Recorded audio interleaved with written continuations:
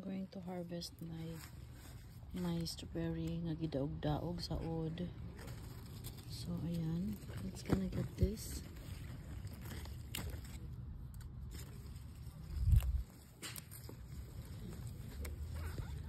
Gidaog-daog in town sa od.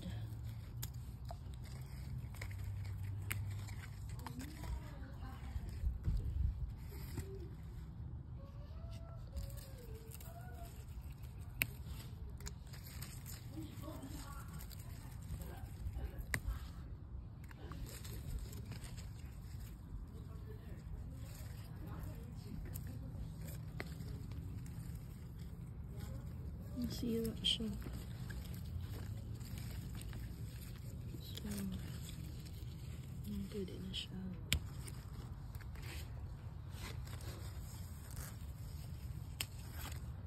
Then I'm gonna wash that.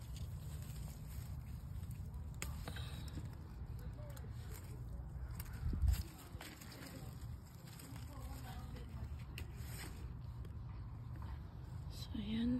Ano na natin. Tapos, kawawa naman yung mga strawberry ko. Sira siya dahil sa mga uod. Pwede na to. Kawawa naman. Pero I'm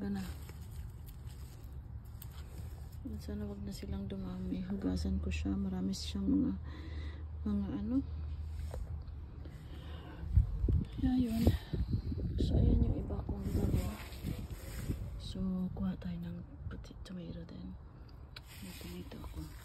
Ito yung potato. And then, meron tayong beans. And then, ito po yung tomato din. Ayan siya. And then,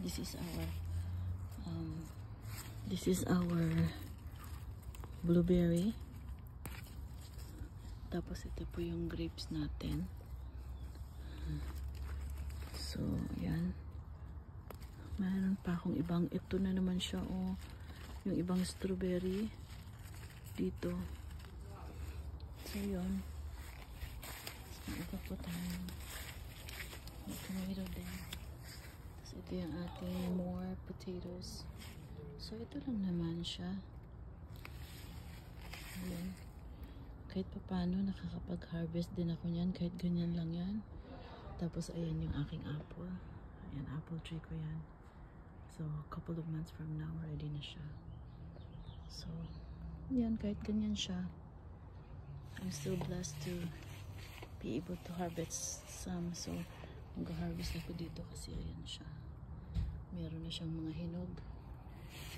Ayan, tapos ayan, soon. Ayan. Ayan lang siya.